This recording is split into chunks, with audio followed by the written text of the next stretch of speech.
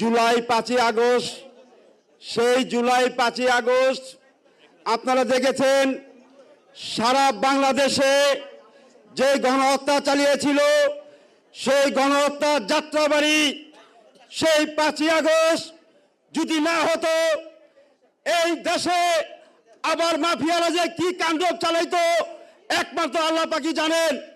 সেই জুলাই 5ই আগস্টে যাত্রাবাড়িতে গণহত্যা চালিয়ে আমার সন্তান মিরাজ 29 বয়স, তার বয়স ছিল কি, তার অপরাধ ছিল দেশের জন্য একটা মানচিত্র পতাকা তার হাতে নিয়ে তার মোবাইলে ভিডিও করা ফুটেজগুলো সারা জাতিকে দেখাতে চেয়েছিল, তার জন্য তার জীবন দিতে হয়েছে।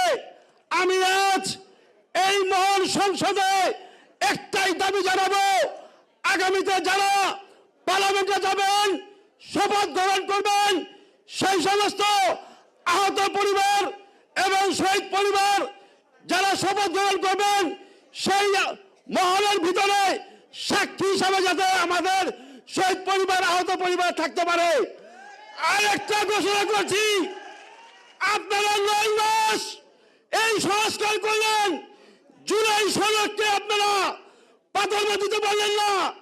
দুঃখের সাথে দুঃখ নিয়ে বলতে চাই, আপনারা সেই 5ই আগস্টে যখন জুলাই সনদ দেওয়া হয়েছিল, সেদিন সংসদ ভবনে প্রথম কাতারে আমি ছিলাম, আল্লাহর রহমতের বৃষ্টি পড়েছিল, সসম্মান আমরা চলেছিলাম।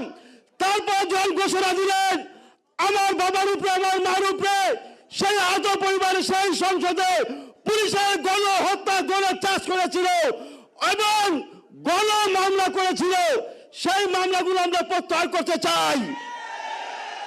আরেকটা কথা বলতে চাই, এখানে আমাদের শ্রদ্ধা সারা বসে আছেন, তাদেরকে আমি উদ্দেশ্য করে বলতে চাই, আগামী যারা পার্লামেন্টে যাবেন, আল্লাহর রহমতে যারা সংসদে যাবেন, সেই সময় সেই সংসদে জুলাই সনদ রাষ্ট্র স্বীকৃতি দিয়ে সেই পার্লামেন্ট উপস্থাপন করবেন।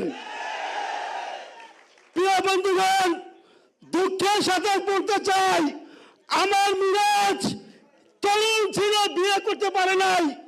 আরেকটা আমার একটা নালিশ দেওয়া যায়, সেই সময় উপদেষ্টা আসিফ নজরুল ভূঁইয়া, ওনার দাবা ফেডারেশনে আমার সন্তান হাঙ্গারিতে খেলার সুযোগ পেয়েছিল, একটা জিও দিতে পারে নাই, তাদেরকে আমি তীব্র নিন্দা জানাই। আমাদের রক্তের বিনিময়ে তোমরা বিমানে চলছো, আমাদের পাশে দাঁড়াও নাই।